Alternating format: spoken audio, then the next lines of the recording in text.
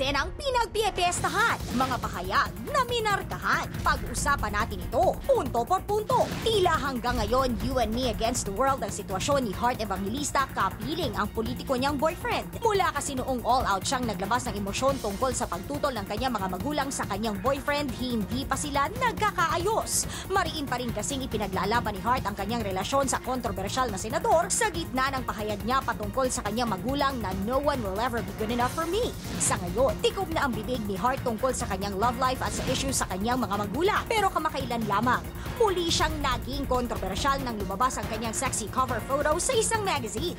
Marami ang nagulat sa ginawa niyang ito dahil hindi naman sumasabak sa ganitong eksena si Heart. Marami tuloy ang nagtatanong. Sa pagtatanggol niya sa kanyang love life at pagpapasexy sa isang magazine, tuluyan na nga bang tinalikuran ni Heart Evangelista ang kanyang mga magulang? Pag-usapan natin ito punto por punto.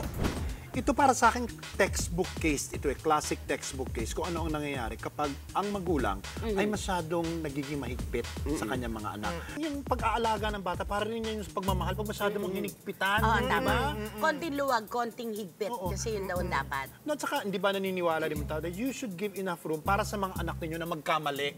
Para Let them matuto. learn. Para matuto.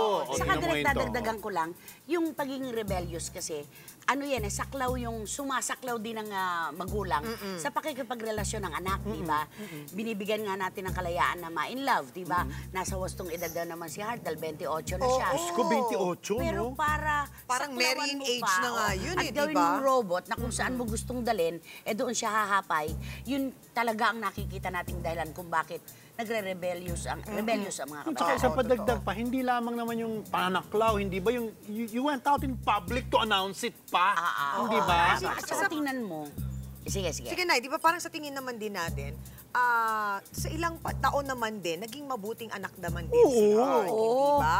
Kumbaga, yun ang tinitignan ko kasi kumbaga parang siguro kung ito man pagkakaroon niya ng relasyon ngayon, hindi na naman sang-ayon ng kanyang mga magulang, parang ganun nga, hayaan na lang at tignan, parang saranggola din yan di ba? Pag binalipad mo, tignan mo lang, medyo pag bumagsak, daputin mo ulit, paliparin mo ulit, di Lagyan ba? mo uli ng tali, di ba?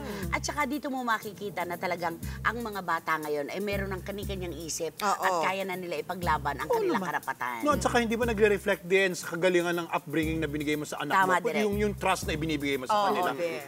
You would be a failure as a parent if you do not trust your children, hindi ba? At saka dumarating pala yung punto na pinakialaman mo, pinanghimasukan mo ng minsan makalawa, makaitlo. May punto palang darating na, teka muna, maglagay na po tayo ng linya. Hanggang dyan na lang kayo, akin naman to. At saka Doon hindi mo naman makikita kay 16 Heart. o 15 si Heart, 28 na.